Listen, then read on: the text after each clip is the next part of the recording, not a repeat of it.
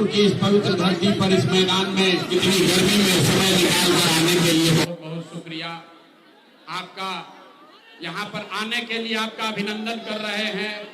इस मंच पर बैठे हुए जन सुराज परिवार के हमारे सभी साथीगण जिन्होंने जन सुराज के इस अभियान को, इस सोच को घर घर हो गया, कितना नारा लगाओ, जन सुराज के इस सोच को बिहार में गांव-गांव पहुंचाने में जिन लोगों ने मदद की है, जिनकी मदद से आप इस मैदान में जुटे हैं, मुझे मेरी बात कहने का अवसर दे रहे हैं, मैं सबका धन्यवाद कर रहा हूं।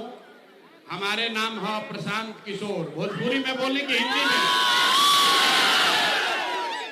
भोजपुरी में बोलाओ कि हिंदी में? भाई सब रुको भाई, भोजपुरी में बोले कि हिंदी में? भोजपुरी में चली ना? तो हमारे नाम है प्रशांत किशोर। हम कोनो नेता ना हैं। रउआ सब इतना गर्मी में बस से, गाड़ी से, अपना गांव से चल के आइल बनी जा। सब आदमी सोच रहल बा कि कोनो नया नेता आइल बाड़न प्रशांत किशोर, एगो नया दल बनल बा जन सुराज, आ एकर चुनाव चिन्ह स्कूल के बस्ता। हमनी के जाई तो नेताजी कहियन कि सब आदमी स्कूल के बस्ता पर वोट दिहल जाओ तो अब की हाली बिहार में सुधार होई। तो हम रउआ के ई बात कहे नहीं की आई, हम ई बात कहे नहीं की आई रे भाई। हम नेता ना हैं या वोटो ना मांगी। आप लोग इतने दूर से यहाँ आए हैं, आप सोच रहे हैं कि प्रशांत किशोर यहाँ वोट मांगियन, तो भाई हम वोट ना मांगी। वोट काहे ना मांगी रउआ समझ ली। ए भाई वोट मांगे वाला तो हर एक दो बरिस पर कोई ना कोई रउआ पास आवते बा। जे आइली है कहलस कि हमरा के वोट दे दो, हम आइब ना तो अब की हाली तहार सब कामे हो जाई। ये सुन सुन के पहले 40-45 बरिस तक हमने के कांग्रेस के राज बनैनी जा, फिर 15 बरिस गरीब के बेटा लालू जी के राजा बनावल गई। अभी 20 बरिस से नीतीश बाबू कुर्सी पर बैठल बाड़न। दिल्ली में हमने के मोदी जी के भी जिता के बैठा के देख लेनी जा। हमने के राउर लइकन के बक्सर में, भोजपुर में, डुमराव में राउर लइकन के जिंदगी ना सुधरल, तब आइल बाड़न कोनो प्रशांत किशोर। रउआ ए भाई काहे दोस्त शांति से रहो। अब आइल बाड़न कोनो प्रशांत किशोर। रउआ हमार बात सुनब, हमरा पर भरोसा करके हमरा के वोट दे, तो एकर का गारंटी बा कि जीतला के बाद हम रउआ संगे धोखा ना करो। ए भाई वोट से पहले तो सब बढ़िया बतियावेला, वोट के बाद रउआ के धोखा देला। यही से हम वोट मांगबे ना करी। लेकिन ये इतना आदमी जुटल बानी जा, तो सब आदमी मिल के अभी 15 मिनट में एगो रास्ता हमने के सिखल जाई, गरीबी से निकले के रास्ता। ये रास्ता अगर आपने सीख लिया तो फिर जकरा के मन हो के ओकरा के वोट दे दी ही। वोट जिसको मन है उसको दे दीजिए, लेकिन जो रास्ता अभी 15 मिनट में सिखाएंगे, वो रास्ता अगर वैसे वोट दिए तो और कुछ हो कि चाहे ना, आपके लिए, आपके बच्चों के लिए इसी बिहार में, डुमराव में, बक्सर में, भोजपुर में बढ़िया पढ़ाई या रोजगार की व्यवस्था निश्चित तौर पर हो जाए। अब आदमी भकुआ के देखता ये भाई ऐसे कैसे होई। नेताजी लोग के ही कहलन जा कि हमरा के वोट देबो तब सुधार होई। प्रशांत किशोर कहता जेकरा के वोट देवे के बाद दे दो, लेकिन सुधार होइबे करी। आ जेकरा जेकरा ई रास्ता सीखे के बाद हमरा बात पर भरोसा नहीं करे के, अपना आंख के सामने जादू देखी कि जौन रास्ता अभी रवैया से सीखो, ये सीख कर जाइएगा तो आपके बच्चों का भला होगा ही होगा। नहीं हो तो नेताजी का नहीं, मुखिया, विधायक, सांसद, मंत्री का नहीं, अपना भाई, अपना बेटा प्रशांत किशोर का गला पकड़िएगा। तब जेकरा जेकरा ई रास्ता सीखे के बाद 15 मिनट तक आपस में बात नहीं करे के, कोई ताली नहीं बजाना है, नारा नहीं लगाना है, बेनो नहीं के हाके के। गर्मी लागता, लेकिन याद रखी इसी गर्मी में बिहार का एगो दुगो नहीं, 50 लाख बच्चा, आपका पति, बेटा, भाई, भतीजा इसी गर्मी में किसी फैक्ट्री में अपना हड्डी गला रहा है, अपना पेट काटता है कि 6,000 8,000 घरे भेजेंगे तो हमारा बाल बच्चा खाएगा। तो अगर अपने बच्चों को इस गरीबी से निकालना चाहते हैं तो 15 मिनट तक गर्मी बर्दाश्त करे के बाद अब भाषण हो गई खत्म। 3 गो सवाल अब खाली रउआ से पूछल जाई। अब पढ़ाई हो गई शुरू, भाषण खत्म, पढ़ाई शुरू। 15 मिनट में एजा से ज्ञानी बन के रउआ जाई, रउआ पता चल जाई कि कौना वजह से बिहार में गरीबी बा, एकरा से निकले के रास्ता उपाय का बा। तो जेकरा ई रास्ता सीखे के बाद उसको जब सवाल पूछेंगे तो हाथ उठा के खाली हाँ या ना बोले के बाद। हाथ काहे उठावे के बाद? ए भाई हथवे में सब दम बा। गरीब होके अमीर होके कमजोर होके बरियार होकर हथवे में सब दम बा। इसी हाथ से जिसका बटन दबा दीजिएगा वहीं से राजा पैदा हो जाएंगे। अब बीच में बोले के नहीं कि सब लड़का लोग जब बोल रहे भाषण मत कराओ जाना। सारे लोग जब सवाल पूछब तो हाँ या ना खाली कहे के बाद हाथ उठा के पूरे भोजपुर के इस मैदान में जुटे हुए सारे लोग एक बार जरा सोच के बताइए, आपके गांव पंचायत में, डुमरांव में, भोजपुर में और कुछ हो या न हो, आपके लिए, आपके बच्चों के लिए बढ़िया पढ़ाई या रोजगार का व्यवस्था होना चाहिए कि नहीं होना चाहिए? अथवा तो सबके उठावे के पड़ी। हाथ सबका उठाना है, सबको हाथ उठाकर बताना है। और कुछ हो या नहीं हो, पढ़ाई रोजगार होना चाहिए कि नहीं होना चाहिए? अरे यार यहाँ के आदमी में हथने दम है, जोर से बोलो, होना चाहिए कि नहीं होना चाहिए? झंडा पता के नीचे करो। हम ना सिखाई। देखिए भोजपुर के जनता कितना समझदार बा।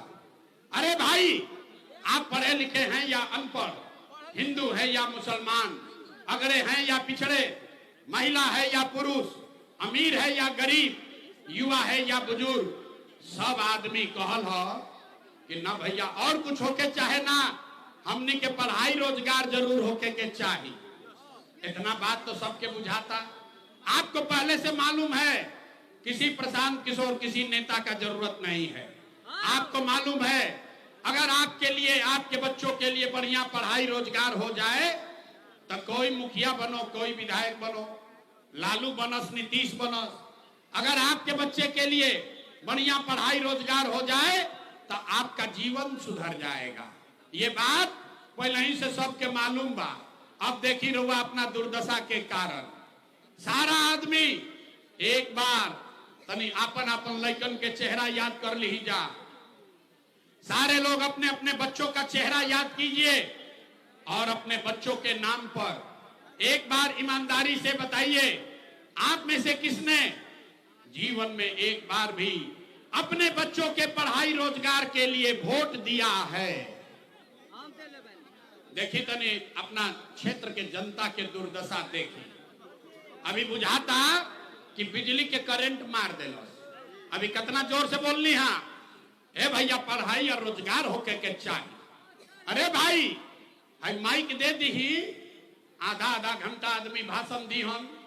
कोई कहता लालू बर्बाद कर दिलन, कोई कह रहा है मोदी ने लूट लिया, कोई नीतीश को गरिया रहा है, कोई मुखिया को।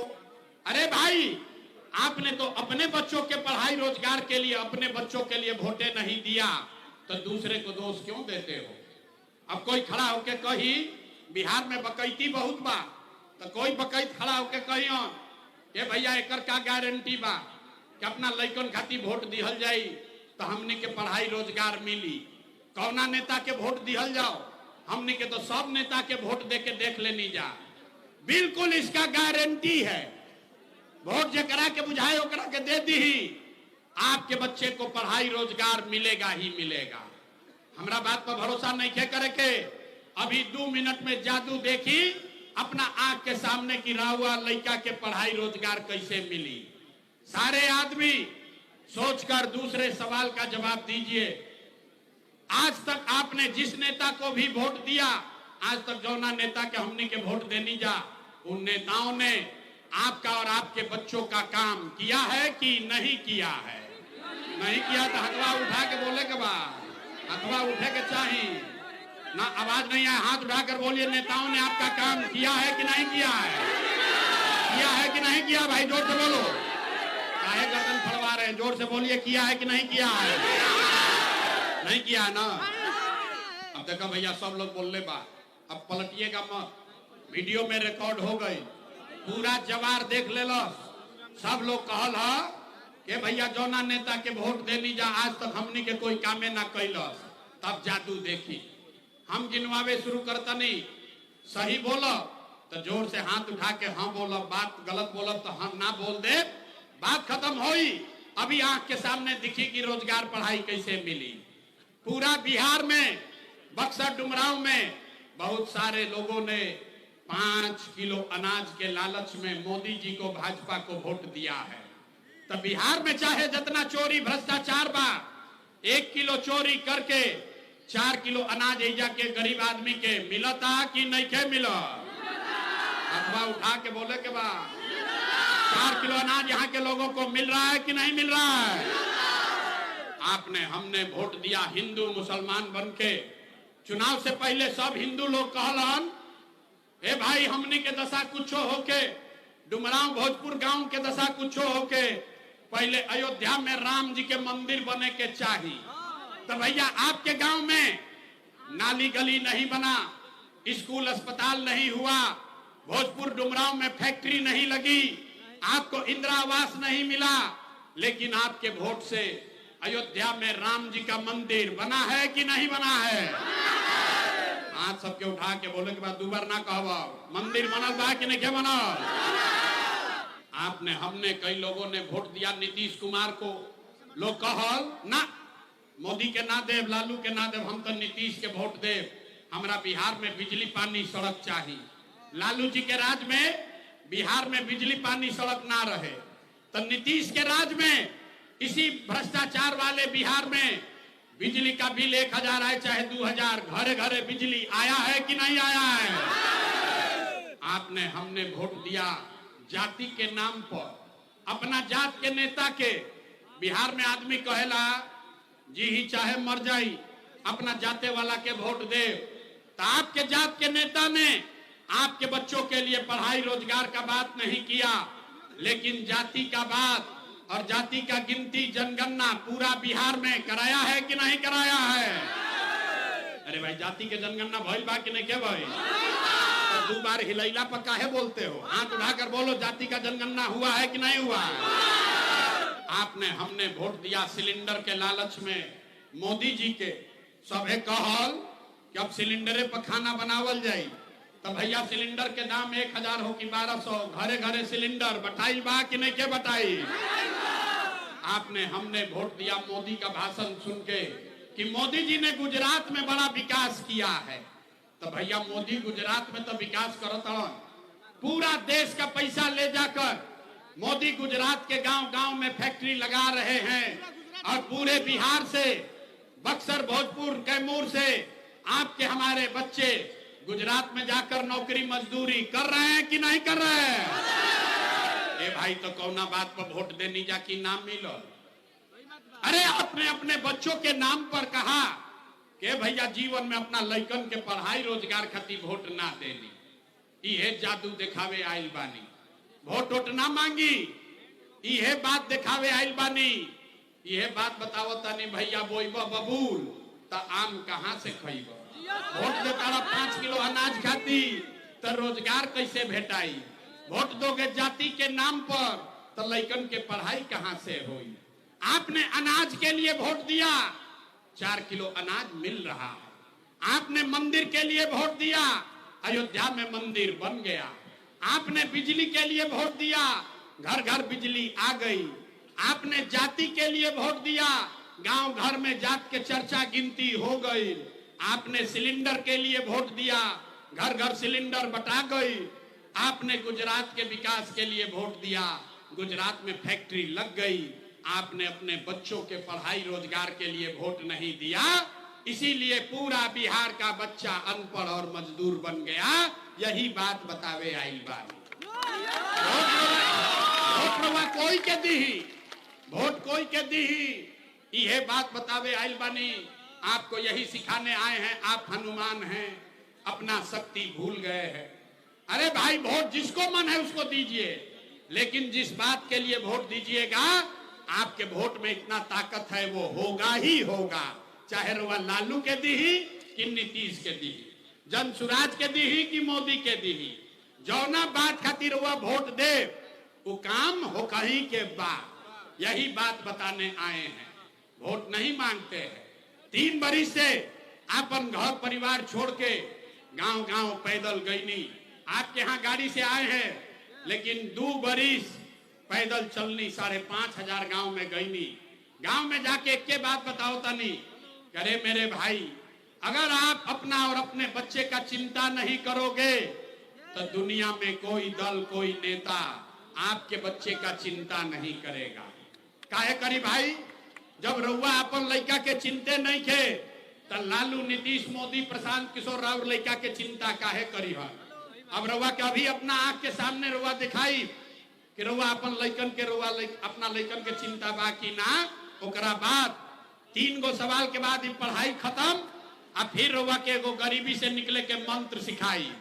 तो सारे लोग अंतिम सवाल का जवाब दीजिए, और कुछ हो या न हो आपको अपने बच्चों की चिंता है कि नहीं है।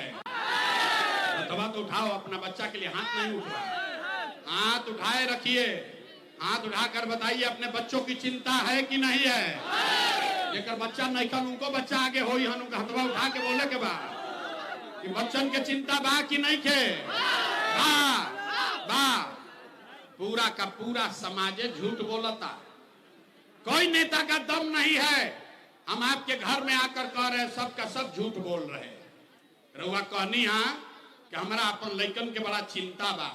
अरे मेरे भाई, हम आज आपके यहाँ भोजपुर में आए हैं, रास्ता में अगर 100 गो बच्चा मिला, आपके गांव जवार का 100 बच्चा अगर मिला है, आधा से ज्यादा इस जवार के बच्चों के शरीर पर शुद्ध कपड़ा नहीं है। किसी भी गांव पे चलिए, कौनो गांव में रवा चली हमरा संगे, गांव में आधा से ज्यादा छोट लड़कन के पैर में 50 रुपया के हवाई चप्पल भी नहीं थे। लोग से पूछा था नहीं, ए भाई अपना लड़का के का हाल कैले बाड़ो, कम से कम एगो चप्पल काहे नहीं खरीदत, कपड़ा काहे नहीं पहनावो। लोग कहता भैया इतना गरीबी है, इतना भ्रष्टाचार बा, इतना गरीबी बा, इतना महंगाई बा, कहां से लड़का के कपड़ा पहनाई, कैसे चप्पल खरीदी, कैसे पढ़ाई, कैसे खिलाई।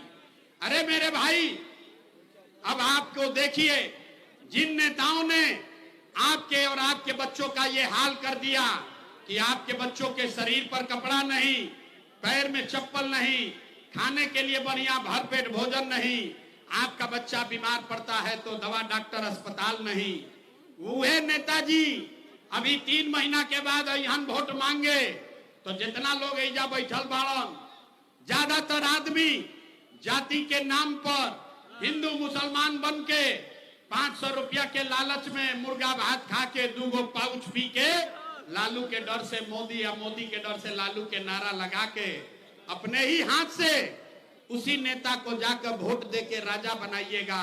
और यहाँ कहता है कि बच्चा के लिए बड़ा चिंता है। अरे भाई, अपना लड़कन के नाम पर झूठ बोलता नहीं तो राउर लड़का ना भोगी, हम तो के भोगी। हम मीठा बात ना बोली, मीठा बात नहीं बोलते हैं। बिहार में आदमी के सब बुझाता, खाली अपन लड़कन के बात नहीं के बुझा। अरे भाई, लड़कन के चिंता का होला, अगर सीखे के बा तो एक बार तनी लालू जी के देखी। लालू जी के अपन लड़का के चिंता बा। लालू जी के लड़का 9वां पास ना कैलन, लालू जी के लड़का 9वां पास ना कैलन, लेकिन लालू जी के चिंता बा कि हमार लड़का बिहार के राजा बनो। हम ये बात कहता नहीं तो कुछ आदमी के बुझाता कि हम लालू जी के शिकायत करता नहीं। अरे ना रे भाई, हम तो लालू जी के तारीफ करता नहीं। लालू जी इतना अच्छा बाप बाड़न, लड़का 9वां नहीं पास कैले लेकिन चाहता कि बिहार के राजा बनो। रउआ अपन दशा देखी, राउर लड़का मैट्रिक पास कर लेलस, आईए बीए कर लेलस, ओकरा चपरासियों के नौकरी नहीं मिलत, लेकिन रउआ ओकर कोनो चिंता में नहीं थी।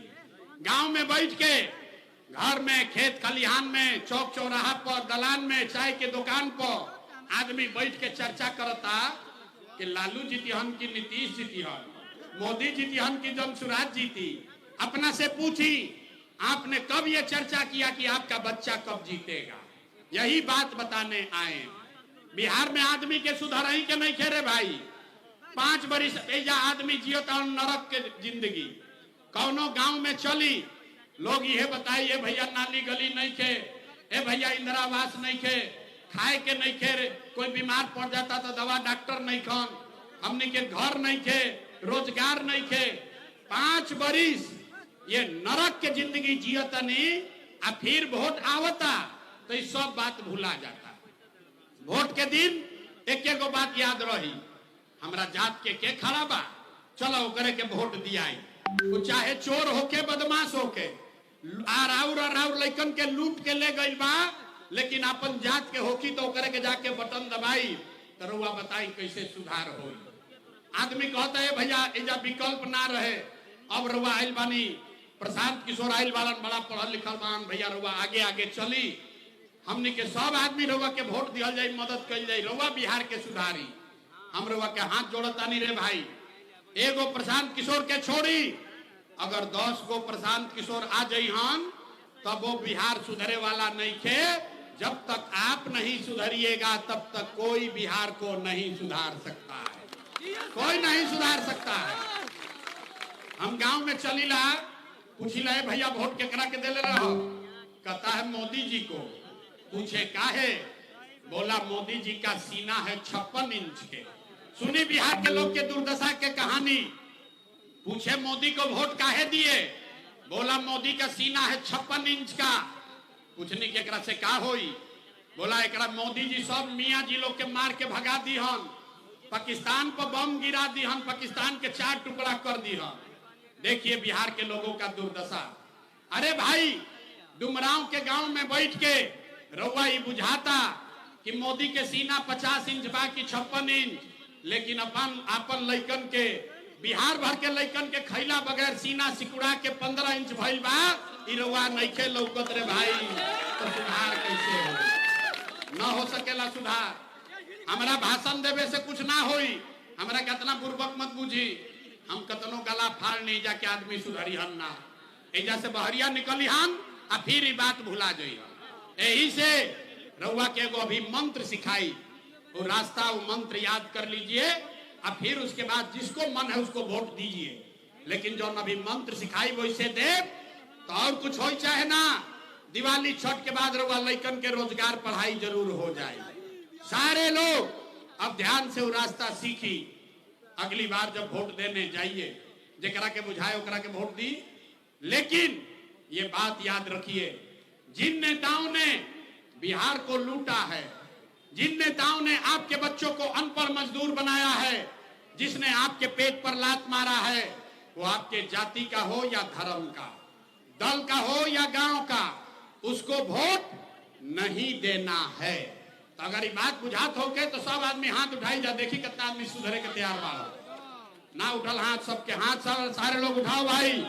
जो पीछे बैठे हैं वो भी हाथ उठाइए और हाथ उठाकर जवाब दीजिए।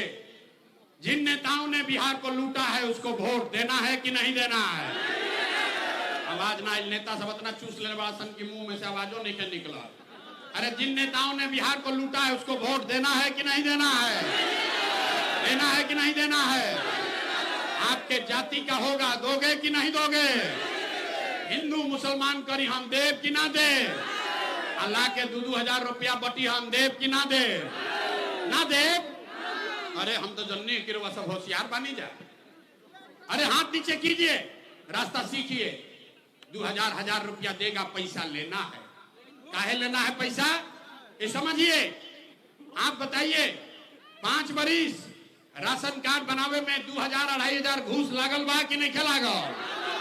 ए भाई सबके बोले के बाद राशन कार्ड बनावे में पैसा लागल बा कि नहीं लागल?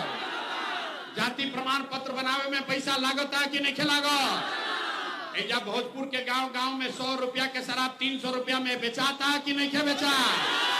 हाथ उठाकर बताइए, शराब बिक रहा है कि नहीं बिक रहा है? थाना में पुलिस वाला लूट रहा है कि नहीं लूट रहा है? सीओ बीडीओ जमीन के दाखिल खारिज में पैसा लेता हन कि नहीं खान ले? बिजली के बिल ज्यादा आवता है कि नहीं आवा?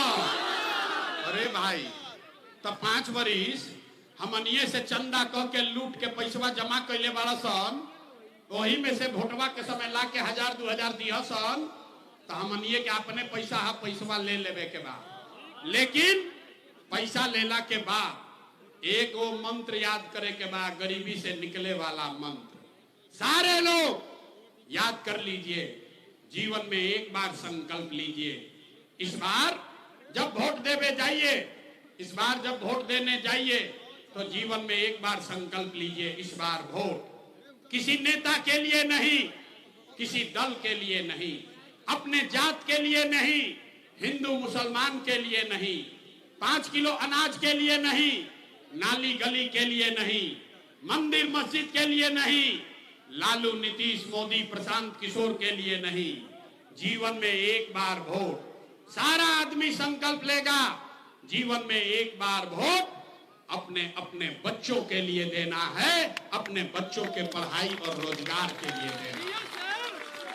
ताली नहीं क्या बजावे के? इतना बुर्बक मत बुझा कि ताली बजाइबा निकल जाइबा। हाथ जकरा जकरा बुझाई लोग के हाथ उठाई, सारे लोग हाथ उठाइए और हाथ उठाकर संकल्प लीजिए, अगली बार वोट अपने बच्चों के लिए देना है कि नहीं देना है? आवाज ना आए, अपना बच्चा के लिए वोट देना है कि नहीं देना है? अपने बच्चों के लिए वोट देना है कि जात के लिए वोट देना है? याद रही। अच्छा, अभी एजा निकलवाई जा मैदानमा से तो आधा आदमी बतियाई हन, ये भाई बच्चा के लिए वोट देवे से का होई? हम बतावता नहीं का होई। अब देखिए जादू नंबर 2, आप अपने बच्चे के लिए वोट दीजिएगा तो क्या जादू होगा अभी देखिए। आपने मोदी के चेहरा देखकर, रउआ मोदी के चेहरा देख के वोट देनी तो चाय बेचे वाला मोदी देश के राजा हो गईलन। रउआ लालू जी के चेहरा देख के वोट देनी तो भैंस चरावे वाला लालू यादव 30 वर्ष से बिहार के राजा बाड़न। रउआ नीतीश के चेहरा देख के वोट देनी तो वैद के लड़का नीतीश कुमार 20 वर्ष से बिहार पर राज करतड़न। एक बार हमार बात मानी, एक बार अपना लइकन के चेहरा देख के वोट दी ही, रउआ वोट में इतना ताकत बार और लइका भी बेरोजगार ना रही। अब अगर बुझा गए लोग तो फिर से हाथ उठाई, जान छूटे वाला नहीं थे, हाथ उठाइए और सारे लोग मुट्ठी बांधिए, मुट्ठी बांध कर बोलिए, अगली बार वोट अपने बच्चों के लिए देना है कि नहीं देना है? अपने बच्चों के लिए वोट देना है कि नहीं देना है? देवे के बाद झूठ नहीं बोलो, झूठ नहीं बोलत ना। अब ताली बजावे के मौका आइल बा, हाथ नीचे करी, हाथ नीचे। अभी ताली मत बजा, अभी सुन तो लो भैया, सुन तो लो काहे खातिर ताली बजावे के बा। ताली बजावे का मौका बा। अगर आपने जो संकल्प लिया है, जात धर्म पैसा मुर्गा भात छोड़कर अगर आपने अपने बच्चों के लिए वोट दिया तो हमरा से लिख के ले ली। अब की हाली जब रउआ दिवाली और छठ मनाई, इस बार जब आप दिवाली और छठ मनाइएगा तो आपके बदहाली का, बिहार के गरीबी का ये अंतिम दिवाली और छठ होने जा रहा है। अब जरा ताली बजाए तो बजा लो, तब आप बताइए कि कैसे। अब एक रुको भाई, अब सुन लो दिवाली के बाद क्या होई। अगर आपने अपने बच्चों के लिए वोट दिया, ये जनता का राज बनाया, तो छठ के बाद एक पहला संकल्प बा, नाली गली बनी चाहे मत बनो, स्कूल अस्पताल जब सुधरी तब सुधरी, लेकिन साल भर के अंदर सारा लोग याद कर लीजिए, साल भर के अंदर जितना राउर घर के सवांग गइल बाड़न जा बाहर मजदूरी करे, जो बच्चे यहाँ पढ़ लिख कर बेरोजगार बैठे हैं, उसको सरकारी नौकरी मिले या न मिले, लेकिन सभी के लिए कम से कम 10 से 12 हजार रुपया के रोजी रोजगार के व्यवस्था ये बिहार में करके दे दी। होके के चाहिए, सब हाथ उठा के बताइए होके के चाहिए कि ना? 10-12 हजार के रोजी रोजगार मिल जाई तो गरीबी कम होई कि ना होई? होई। इतना बुझाता ना। तो प्रशांत किशोर के बेटा के तिलक ना हो, अभी घरे जाई तो अपना पति के बेटा के फोन करके बतावे के बाद कि ए बचवा आपकी हाली दिवाली या छठ में जब घरे आईब, ए बचवा आपकी हाली दिवाली या छठ में जब घरे आईब तो फिर जीवन में कभी 10-12 हजार रुपया के रोजी रोजगार खाती अपन घर परिवार बिहार छोड़ के बाहर ना जाए के पड़ी। मंजूर है? सबके मंजूर बा? सबसे पहले ही काम होके के चाहिए कि ना? पलायन बंद होके के चाहिए ना भाई? सब लोग तैयार बा ना? दूसरा संकल्प, जेकर जेकर उम्र 60 वर्ष से ज्यादा बा, 20 वर्ष से नीतीश कुमार 60 वर्ष से ज्यादा उम्र के आदमी के 400 रुपया देता भीख। तय भाई कि अगर आपने अपने बच्चों के लिए वोट दिया, जनता का राज बनाया, तो छठ के 1 महीना बाद से, दिसंबर से, कार्तिक महीना से 60 वर्ष से ज्यादा उम्र के हर महिला पुरुष को 400 रुपया का भीख नहीं, 1100 रुपया पेंशन नहीं, हर महीना 2000 रुपया का सम्मान राशि जरूर दिया जाएगा। होके के चाहिए? पास रुपया करता नहीं, पास करते तो हाथ उठा के बोली होना चाहिए। तीसरा और अंतिम संकल्प, ध्यान से सुन लो, अभी परीक्षा होई, ऐसे ना जाए दे, परीक्षा कर ले। तीसरा संकल्प, तीसरा और अंतिम संकल्प, 10-12 हजार के रोजी रोजगार से जीवन ना सुधरी, 2000 रुपया मिले से जीवन ना सुधरी। जीवन तब सुधरी जब राउर लड़का, राउर नाती पोता, राउर लड़का पढ़ लिख कर अफसर बनी। आज गरीब का लड़का पढ़ नहीं रहा है, आपका गरीब का बच्चा जाता है सरकारी विद्यालय में, वो पढ़ता नहीं है, खिचड़ी खाया घरे चला आया। तय हुआ कि अगर अपने बच्चों के लिए आपने वोट दिया, उसके शिक्षा रोजगार के लिए रुआ वोट देनी, तो दिसंबर महीना से जितना आदमी या बड़न, जितना गरीब आदमी है, जब तक सरकारी स्कूल नहीं सुधरेगा, आप अपने बच्चा को यहीं भोजपुर में, डुमरांव में, अंग्रेजी स्कूल में, अपना गांव में प्राइवेट स्कूल में भेजी। स्कूल भेजे के खर्चा सरकार के ओर से भरल जाई, ताकि गरीब से गरीब का लड़का भी अंग्रेजी स्कूल में पढ़ सके। होके के चाहिए? सब लोग तैयार बा? ये तीनों बात बुझा गई? तब परीक्षा ले लेता नहीं। अब बताई कि अगला बार वोट 5 किलो अनाज खाती देवे के बा कि रोजगार खाती देवे के बा? देखिए कितना आदमी हाथ नहीं खन उठाओ। अरे भाई 5 किलो अनाज चाहिए कि रोजगार चाहिए? लड़कन के पढ़ाई चाहिए कि जात चाहिए? जात चाहिए कि पढ़ाई चाहिए? लालू नीतीश मोदी का राज चाहिए कि जनता का राज चाहिए? जरा लालू चाहिए लालू बोलो, आज जरा मोदी नीतीश चाहिए मोदी नीतीश बोला। झूठ बोलिएगा पकड़ लेंगे। सब लोग सोचकर बोलिए, लालू नीतीश मोदी का राज की जनता का राज। बहुत आदमी ने कम बोलत, कहता ना हम सुधरब ना बिहार के सुधरे थे, ना मानिए ना। अभी 5 वर्ष और कुछ चाहिए। ए भाई सोच कर बोलो, लालू नीतीश मोदी का राज की जनता का राज। अगर जनता का राज चाहिए तो अगली बार वोट अपने अपने बच्चों के लिए देना है, अपने बच्चों के पढ़ाई और रोजगार के लिए देना है। सब लोग तैयार बा? तैयार बा ना? झूठ नहीं ना बोला? अच्छा तो अभी पता चला था 3 महीना के बाद वोट होई, नीतीश कुमार के रखल जाई कि हटावल जाई? सबके बोले के बाद नीतीश को रखना है कि हटाना है? आवाज नहीं आया। नीतीश के रखे के बाद कि हटावे के बाद? नीतीश कुमार के रखे के बाद कि हटावे के बाद? नीतीश को रखना है कि हटाना है? आवाज नहीं आ रहा है। रखना है कि हटाना है? रखना है कि हटाना है? अब मोदी आई हन कहन कि सब लोग नीतीश के एनडीए के वोट दे दिया जाई, काहे ना दियाई? अच्छा हमारा सभा में आइला तो कहता ना दे, काले मोदी आई तो मोदी मोदी करके जाओगे। अभी रुको, अभी सब आदमी मिलके 1 मिनट में तय कर जाए कि मोदी काला पर वोट देवे के बाकी नहीं के देवे के। अभी एगो सवाल के जवाब दी आ देखी सब के आंख खुल जाई कि मोदी के वोट देवे के बाकी नहीं के देवे के। सारा आदमी सोच के बताइए, वोट बिहार के, सबके बोले के बाद वोट बिहार के, तो फैक्ट्री कहाँ लागे के चाहिए? रुको भाई सवाल नहीं सुना, पहले चिल्ला दिए। वोट बिहार के तो फैक्ट्री कहाँ लागे के चाहिए? बिहार में कि गुजरात में? सब लोग देखा बोला भाई जकरा जकरा फैक्ट्री चाहिए। फिर से पूछा था नहीं वोट बिहार के, तब फैक्ट्री कहाँ लागे के चाहिए? बिहार में कि गुजरात में? बिहार में कि गुजरात में? बिहार में कि गुजरात में? बिहार में कि गुजरात में? अभी सबके अकील अभी खुली। जितना आदमी मोदी के वोट देले बाजा, ए रुको, जितना आदमी मोदी को वोट दिए हैं अपना अपना बच्चा के नाम पर बोलिए, 15 बरस में मोदी ने फैक्ट्री कहाँ लगाया? बिहार में कि गुजरात में? बिहार में कि गुजरात में? जे मोदी के वोट देले बा मुंह में दही जमैले बा, बोलत नहीं खंजा, डर के मारे बोलत नहीं खंजा।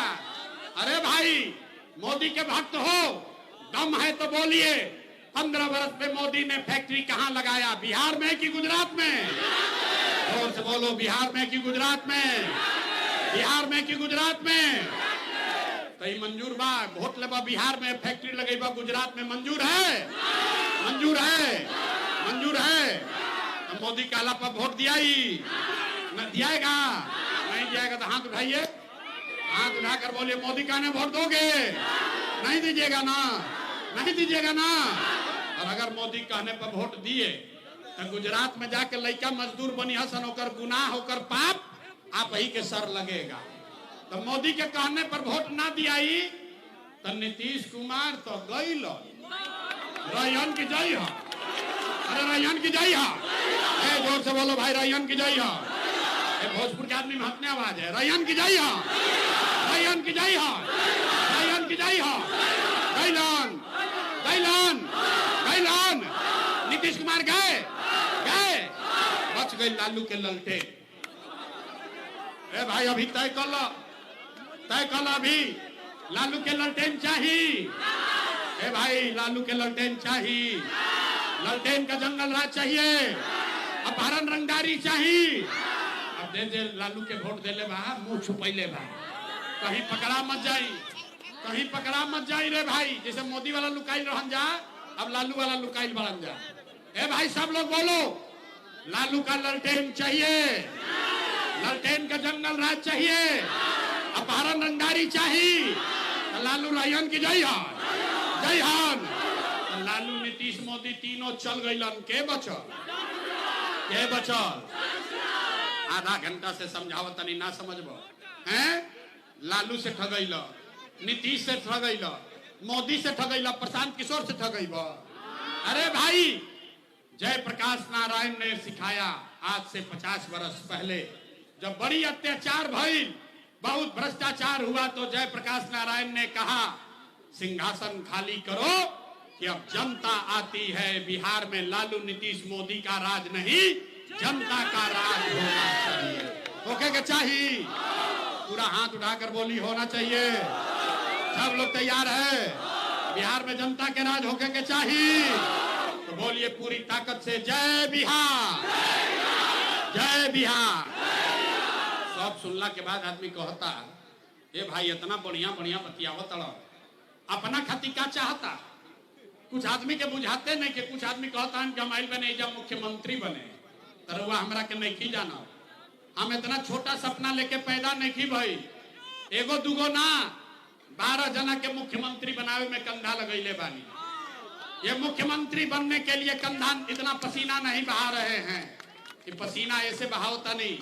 ये सपना लेकर आए हैं कि अपने जीवन काल में एक ऐसा भी दिन देखे जब हरियाणा पंजाब से, गुजरात महाराष्ट्र से लोग बक्सर डुमरांव बिहार में नौकरी मजदूरी करने आए, तब मानेंगे कि बिहार में विकास हो गया। सब लोग तैयार बा बात पर? तो पूरा ताकत से बोलिए जय बिहार। हम रउआ से वोट मांगनी ना।